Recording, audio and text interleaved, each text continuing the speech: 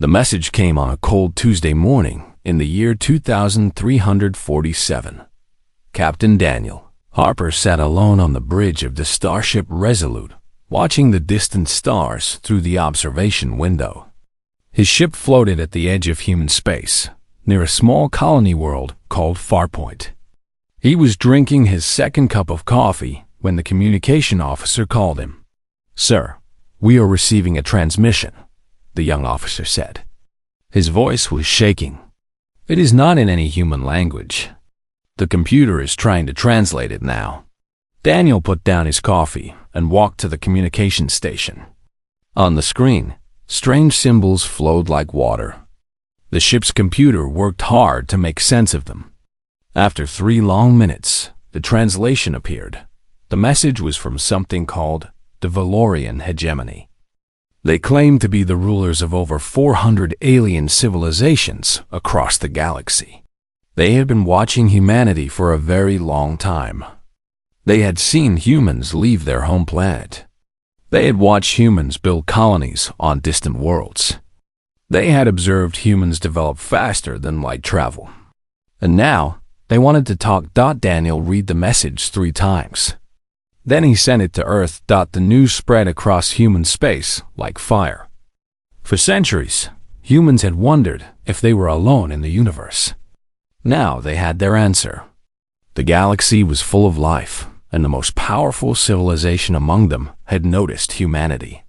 3 months later, the alien envoy arrived. His name was Sovereign Malthrix, and he was unlike anything humans had ever seen. His body was made of living crystal, tall and sharp and beautiful. Light passed through him and came out in colors that had no names in any human language. When he spoke, his voice sounded like glass singing. Ambassador Catherine Grant was chosen to meet him. She was 63 years old, with gray hair and steady hands. She had spent her entire life in diplomatic service. She had negotiated peace treaties between warring nations. She had resolved trade disputes between colony worlds. But nothing had prepared her for this. They met on a space station orbiting the moon. Catherine arrived with a small team of advisors. Malthrix came alone. He did not need protection. His very presence made everyone in the room feel small. "Ambassador Grant," Malthrix said, "I bring greetings from the Council of Sentient Species. The hegemony has watched your kind with great interest. You have grown quickly. You have shown remarkable creativity. We believe you are ready to join the galactic community." Catherine bowed her head slightly. "We are honored by your attention, Sovereign. What does membership in your hegemony involve?" Malthrix's crystal body pulsed with soft blue light. "The benefits are considerable. You will receive a seat on the council. Your merchants will gain access to trade routes spanning the galaxy. Your people will be protected by the combined military might of 400 civilizations. No enemy will dare threaten you. And in return?" Catherine asked. "In return, you will contribute to the collective good. You will share your technologies with the council. Your military vessels will be placed under hegemony command. Your laws will align with council standards. This is how civilization works, Ambassador. Individual species sacrifice some autonomy for the greater benefit of all." Catherine listened carefully. She noticed that Malthrix spoke of sacrifice but not of choice. She noticed that he spoke of benefits but not of equality. "What if we wish to negotiate the terms?" she asked. Malthrix made a sound that the translator interpreted as gentle laughter. "There is nothing to negotiate. These terms have served 400 species for thousands of years. They will serve you as well. And if we decline..." The blue light in Malthrix's body turned cold and dark. "No species has ever declined, Ambassador. The galaxy is vast and dangerous. Raiders prowl the outer regions. Ancient threats sleep in dark corners of space. To exist outside the hegemony is to exist alone against all of this. Your colonies would have no protection. Your merchants would have no ports. Your people would be isolated, vulnerable, and forgotten. He leaned closer, and Catherine felt the cold radiating from his crystal form. The universe does not care about pride, Ambassador Grant. It cares only about survival. The hegemony offers survival. The void offers death. The choice seems clear to me. Catherine did not step back. She did not look away. She had faced down dictators and warlords throughout her career. She had learned that the most dangerous moment in any negotiation was when the other side believed they held all the power. "We will need time to consider," she said. Malthric straightened. The dark color in his body faded back to neutral gray. "Of course. We are patient. We have waited thousands of years to extend this invitation. We can wait a few more months for your answer." He turned and walked toward the airlock where his ship waited. "But Ambassador," he said without looking back, "do not wait too long. The universe is not as patient as we are." After he left, Catherine stood alone in the meeting room for a long time.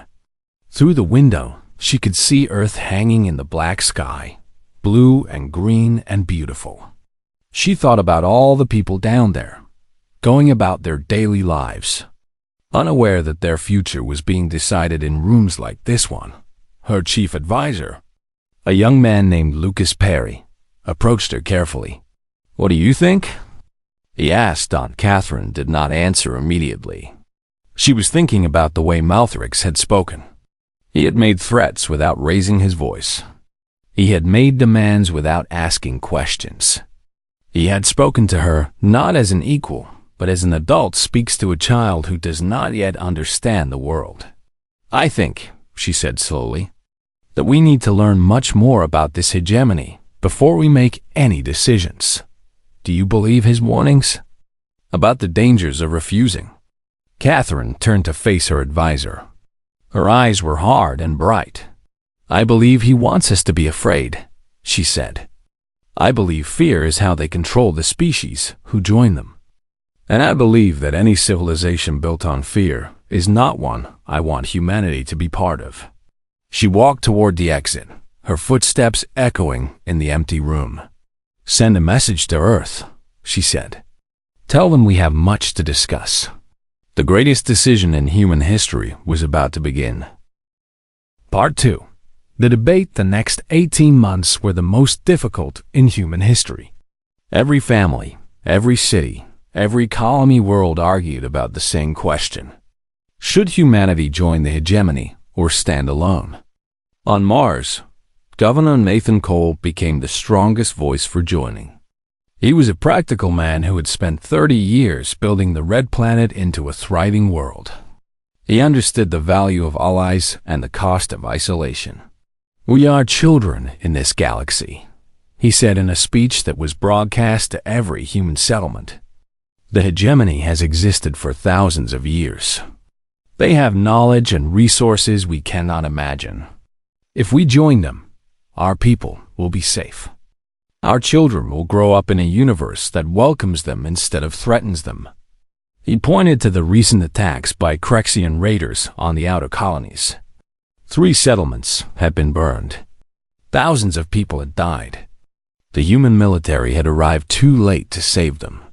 "This is what happens when we stand alone," Nathan said. "We cannot protect everyone. We are spread too thin across too many worlds. The hegemony can give us the security we need. All they ask in return is that we follow their rules and share our achievements." Is that really such a high price for peace? Many people agreed with him. They were tired of fear. They were tired of watching the news and wondering if their colony would be next. The hegemony offered certainty in an uncertain universe, but others disagreed. On the distant colony world of New Providence, Dr. Samantha Ellis had spent her entire career studying alien civilizations. When the hegemony's invitation arrived, she began researching every species that had joined them. What she found disturbed her deeply. She published her findings in a paper that spread across human space within days. The title was simple: "What happens after you join?" I studied 47 species that accepted hegemony membership, Samantha wrote. In every case, the pattern was the same. For the first generation, the species celebrated their new security. For the second generation, they became dependent on hegemony trade and protection. By the third generation, they had stopped innovating. Their cultures had flattened. Their unique traditions had faded. They had become copies of each other, different in appearance but identical in thought. She included detailed charts showing how each species' technological progress had slowed after joining. She included interviews with members of hegemony species who spoke about feeling empty, purposeless, lost. The hegemony does not destroy civilizations through war, Samantha concluded. They destroy them through comfort. They make species so dependent on the collective that they forget how to stand on their own feet.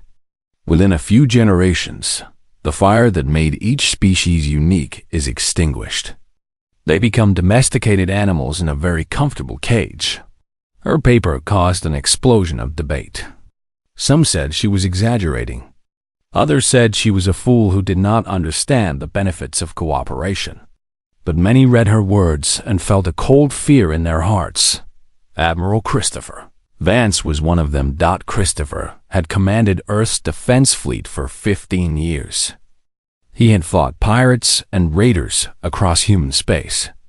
He had buried friends and watched young officers die under his command. He knew the cost of conflict better than anyone, but he also knew the cost of weakness.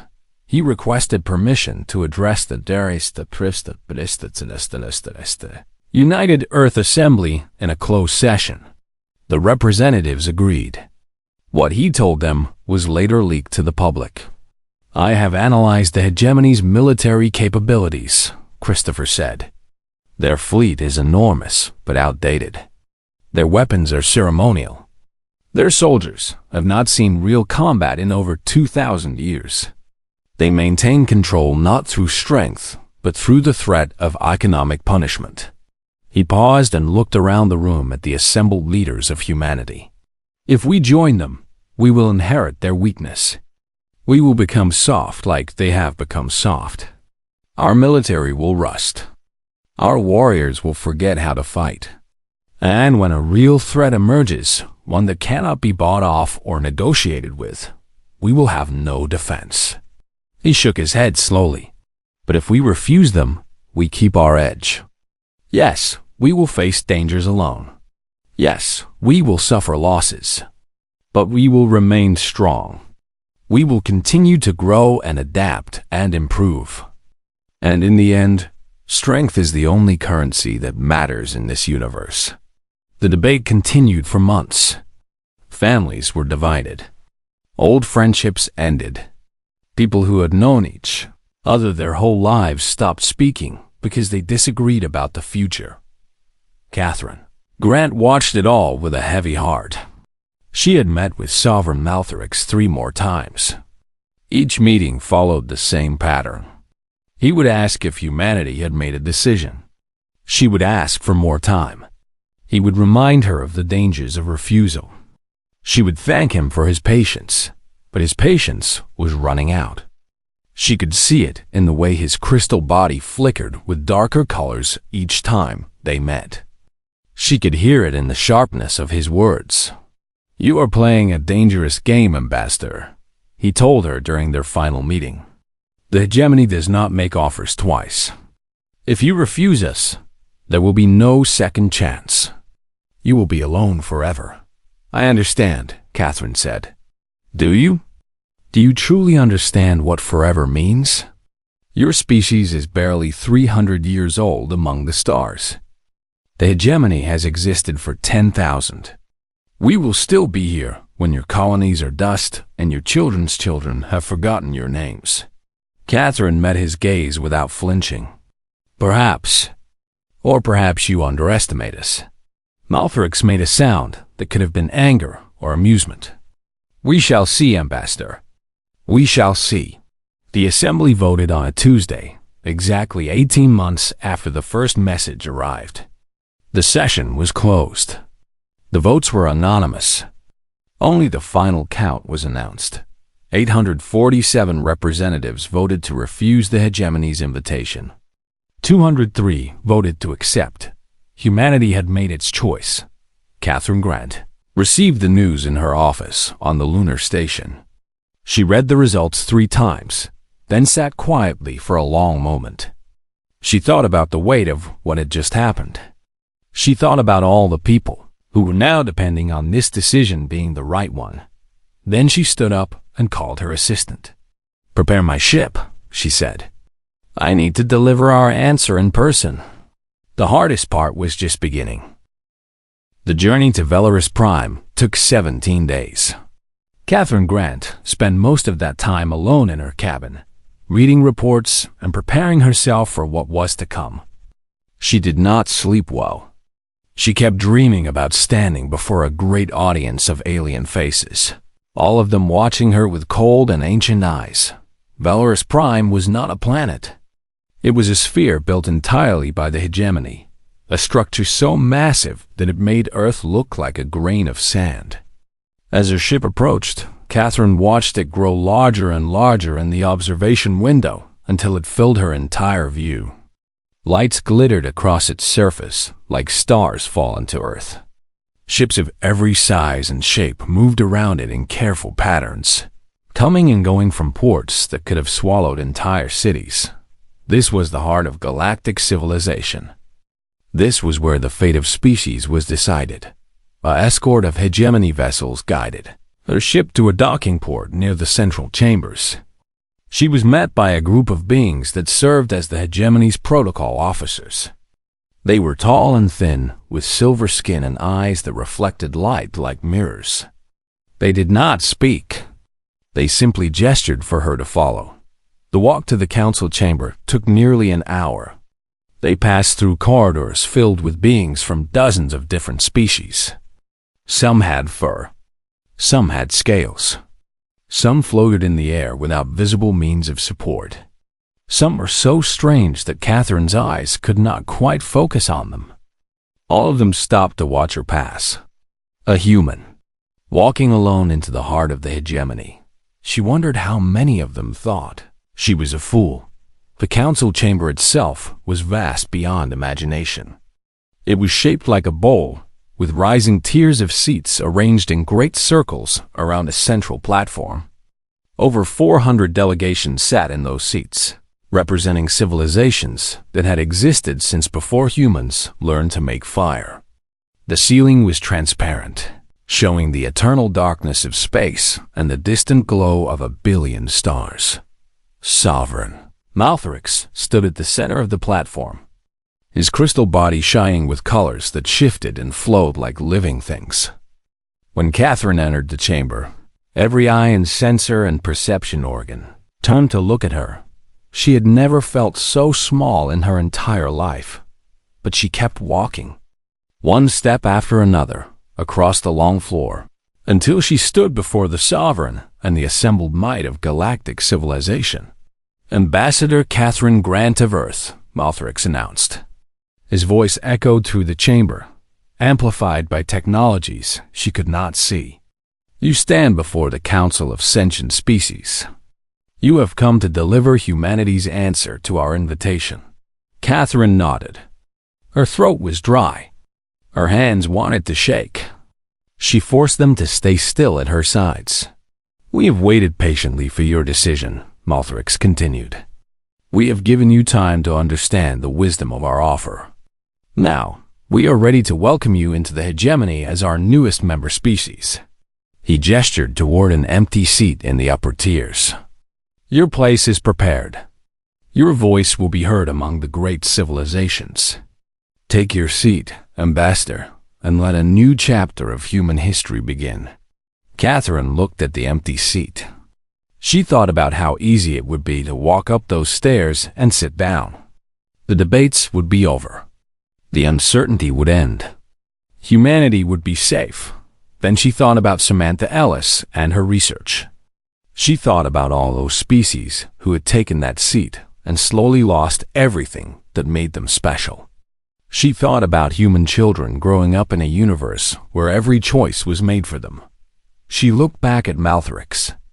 "Sovereign," she said, and her voice was clear and strong despite the fear in her heart.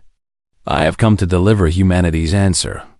After careful consideration, the United Earth Assembly has voted to decline your invitation." The silence that followed was unlike anything she had ever experienced. It was not just an absence of sound.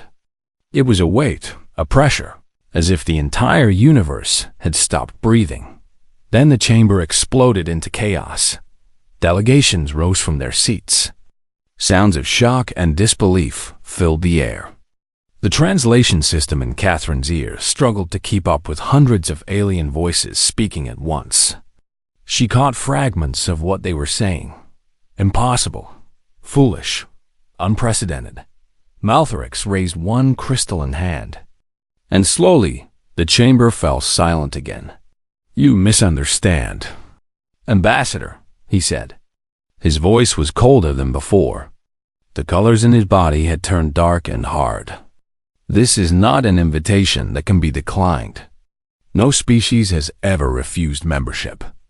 To do so is to declare yourself outside civilized space." "We understand," Catherine said. "You will have no trade agreements with any hegemony species. We understand. You will have no diplomatic recognition, no protection under our laws. If raiders attack your colonies, we will not intervene. If your people die in the void, we will not mourn them. We understand." Malthrix moved closer. The cold radiating from his crystal form was so intense that Catherine could see her breath misting in the air. "You will be alone, Ambassador. Completely and utterly alone in a universe that does not care whether you live or die. Is that truly what you want for your people?" Catherine looked up at him. She was small and soft and mortal. He was ancient and powerful and eternal. By every measure, she should have been afraid. By every measure, she should have begged for mercy. Instead, she smiled. "We are not alone, Sovereign. We have each other. And that has always been enough." She turned and began walking toward the exit. "Ambassador Grant," Malthrix called after her. There was something in his voice that she had not heard before. Something that might have been confusion. "Is this truly your final answer? You make no demands? No counteroffers? No threats?" Catherine paused at the great doors of the chamber. She looked back at the assembled representatives of 400 civilizations, all of them staring at her with expressions she could not read. "No threats," she said. "No promises. Humanity is simply walking away." She stepped through the doors, and they closed behind her with a sound like thunder. The journey home took 17 days. Catherine spent most of it staring out the window at the stars, wondering what she had just done. She had refused the most powerful civilization in the galaxy. She had condemned her species to isolation and danger. She had bet everything on the belief that humanity could survive, alone. She hoped she was right. She prayed she was right. Because if she was wrong, her name would be remembered as the woman who destroyed humanity. The first decade after the refusal was the hardest period in human history. Everything that Sovereign Malthrix had warned about came true. The hegemony closed every port to human ships. Trade routes that humans had used for generations were suddenly blocked. Medical supplies, rare minerals, advanced technologies that humanity had come to depend on vanished overnight. The colony on Titan nearly died that first winter. Their atmospheric processors needed a rare element called xanthium to function, and the only known source was in hegemony space. When their reserves ran out, the colony's air began to fail. 17,000 people faced a slow death by suffocation. Dr. Ryan Cho saved them. He was a chemist on Europa who had been working on synthetic alternatives to rare elements for years. When he heard about Titan's crisis, he worked for 72 hours straight without sleep. His hands shook from exhaustion. His eyes burned from staring at molecular diagrams. But on the third day, he found it. A way to create synthetic xanthium from common materials that existed on every colony world. He transmitted his discovery to Titan with 6 hours to spare. The colony survived, and Ryan Cho became the first hero of humanity's lonely walk through the stars. But there were darker times as well. The Crexian raiders had always been a threat to the outer colonies, but the hegemony's presence had kept them in check. Now, with humanity isolated, the Crexians saw opportunity. They gathered their war fleets and launched the largest attack in their history. Their target was New Cascadia, a farming colony that fed 3 other worlds. 20,000 people lived there, most of them families who had come to the frontier seeking a simple life. They had no defenses worth mentioning. They were not warriors.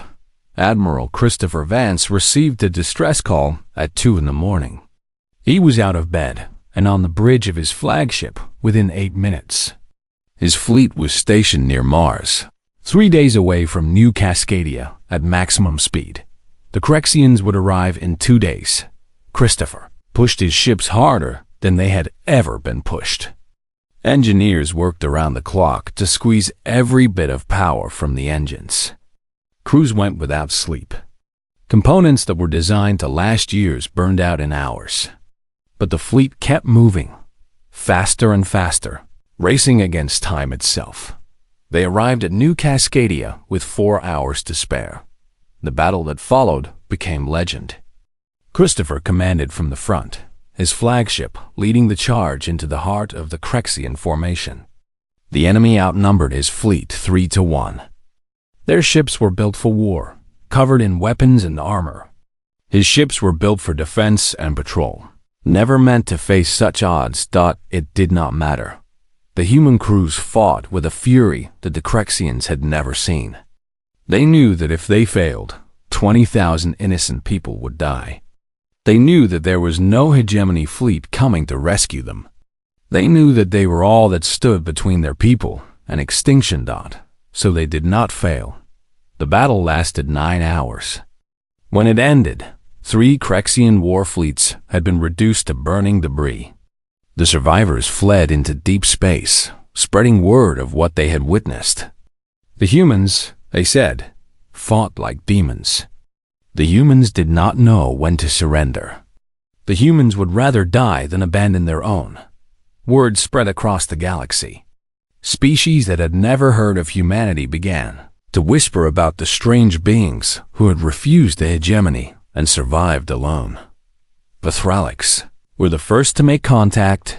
They were a warrior race, covered in thick scales and standing nearly 3 meters tall. They had joined the hegemony 800 years ago, after a war they could not win. The hegemony had promised them protection in exchange for their submission. They had accepted because they had no choice, but they had never stopped dreaming of freedom. Thralics' envoy arrived at Earth in secret, his ship disguised as a merchant vessel. He asked to meet with Ambassador Catherine Grant, who had become a living legend since her speech before the council. She agreed. They met in a small room on the lunar station, just the 2 of them. The Thralics was named Corax, and he was old even by his species standards. His scales had faded from bright green to pale gray, but his eyes were sharp and filled with fire. "I have come to ask you a question," Corax said. "How did you find the courage?" Catherine did not pretend to misunderstand. "We were afraid," she said honestly. "We are still afraid. Every day, we face threats that the hegemony promised to protect us from. Every day, we lose people who might have lived if we had accepted their offer." "Then why?" Corax asked. "Why choose suffering over safety?" Catherine was quiet for a long moment. She thought about all the debates, all the arguments, all the sleepless nights that had led to the refusal. "Because safety was a lie," she finally said. "The hegemony did not offer us protection. They offered us a slow death. They wanted us to trade our future for their comfort. They wanted us to become dependent. on them until we could no longer survive on our own. She met Carax's eyes. We decided that it was better to face real danger as free people than to live in false safety as slaves. Carax was silent for a long time. When he spoke again, his voice was rough with emotion.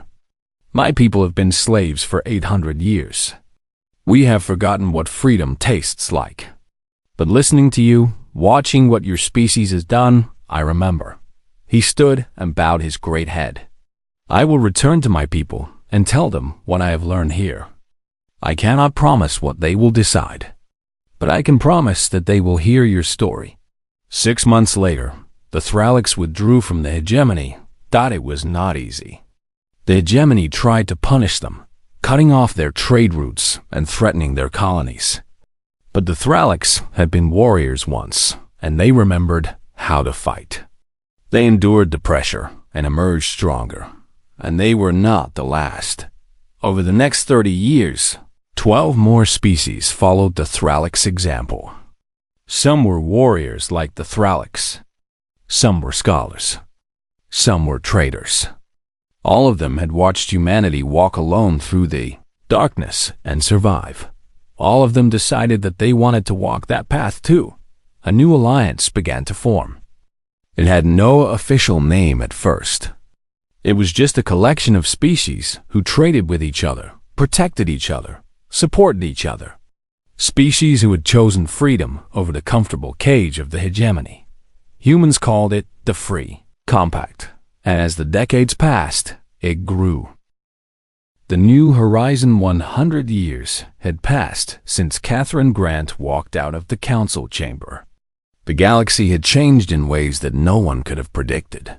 The Free Stellar Compact, as it was now officially called, had grown from a handful of rebellious species into a thriving community of over 60 civilizations. They came from every corner of the galaxy. Some had fur and walked on 4 legs. Some were made of living metal. Some existed as clouds of intelligent gas that communicated through changes in color and temperature. They were as different from each other as stars were different from stones. But they all shared one thing in common. They had chosen freedom. The compact had no supreme ruler. No species dominated the others. Decisions were made through discussion and agreement, not through threats or economic pressure.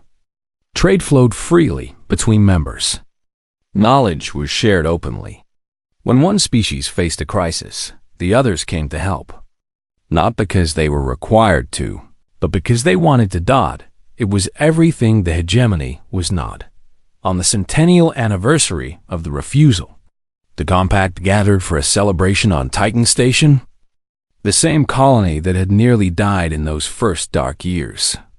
Now it was a thriving metropolis of 3 million people, a symbol of everything humanity had built since walking away from the hegemony's offer. Representatives from every member species filled the great assembly hall.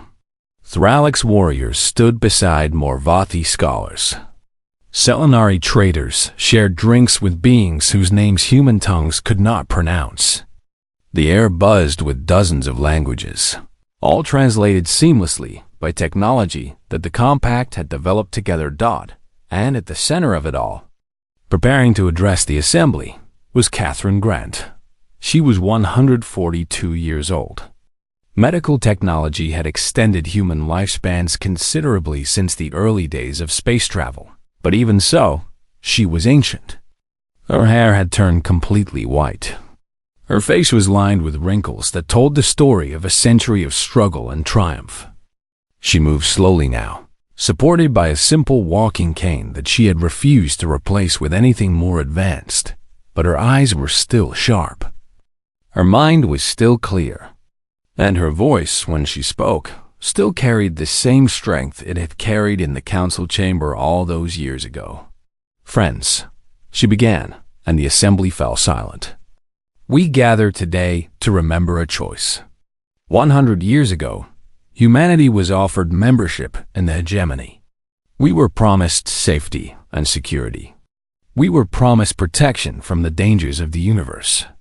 We were promised that we would never have to face the darkness alone.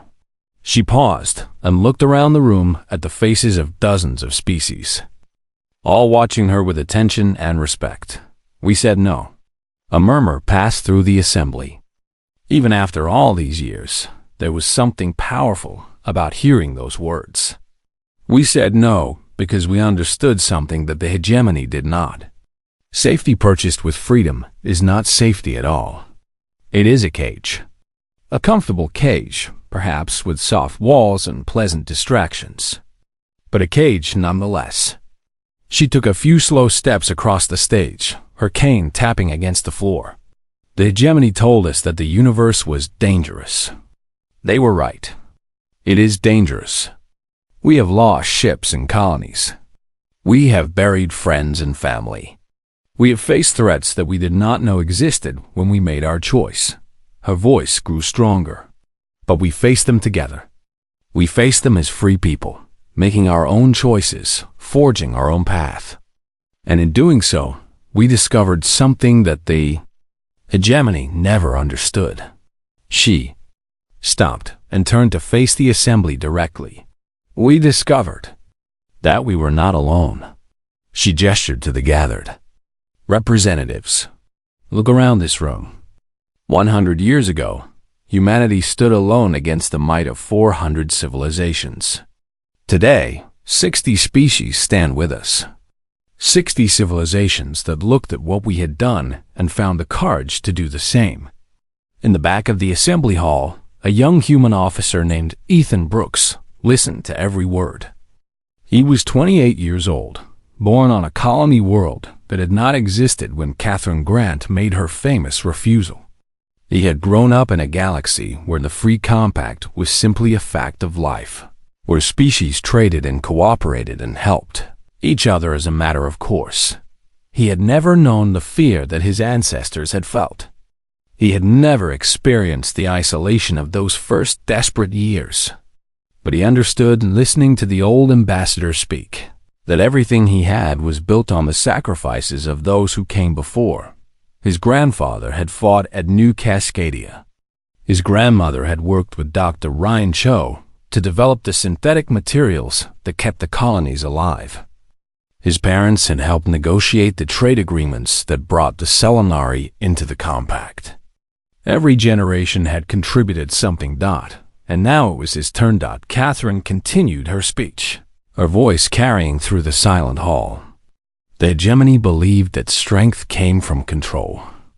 They believed that civilizations needed a firm hand to guide them, that without central authority, there would be only chaos and destruction. They looked at the galaxy and saw children who needed to be managed. She shook her head slowly. They were wrong. Strength does not come from control. It comes from trust. It comes from respect.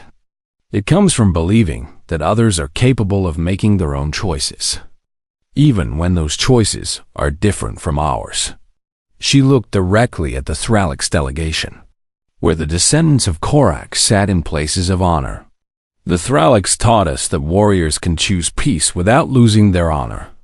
The Morvathi taught us that knowledge shared freely grows faster than knowledge hoarded.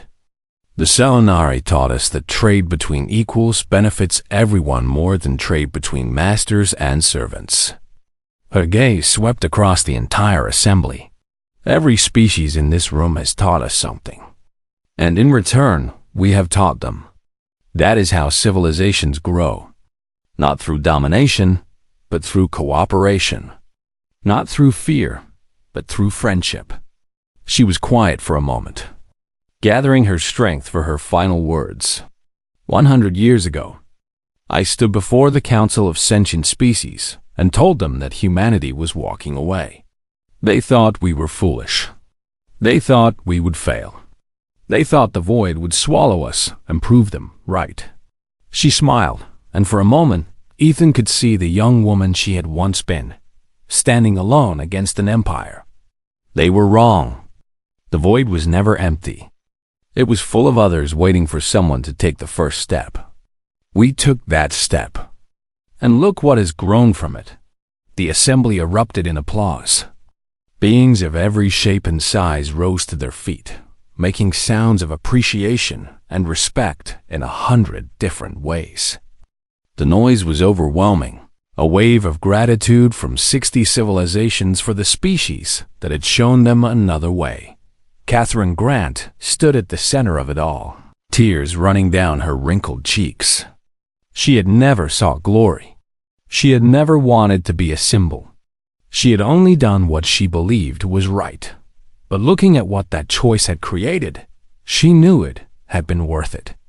Every sacrifice, every loss, every moment of fear and doubt, it had all been worth it. Later that night, Ethan Brooks found himself standing at an observation window, looking out at the stars.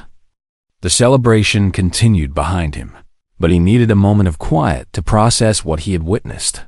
A soft voice spoke beside him. "Beautiful, is it not?" He turned to find Catherine Grant standing next to him, her cane supporting her frail body. He straightened immediately, unsure what to say to the most famous human who had ever lived. "Ambassador Grant, I did not realize you were there." She smiled gently. "I am old.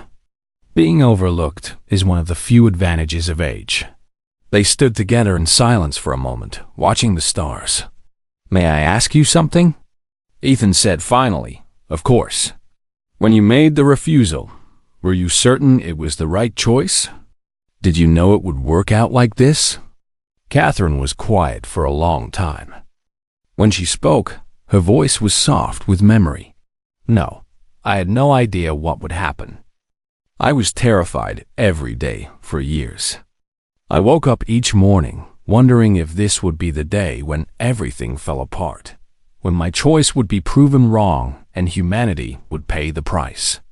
She turned to look at him. "But I made the choice anyway. Not because I was certain, but because I believed. I believed in humanity. I believed that we were capable of more than the hegemony gave us credit for. I believed that if we trusted ourselves, we would find a way." She reached out and placed a thin, wrinkled hand on his arm. "That is all any of us can do, young man. Believe in something greater than our fear, and then walk forward into the unknown." Ethan looked back at the stars, thinking about her words. "No threats," he said quietly. "No promises," Catherine smiled. "We simply walked away. And in the end, that had made all the difference."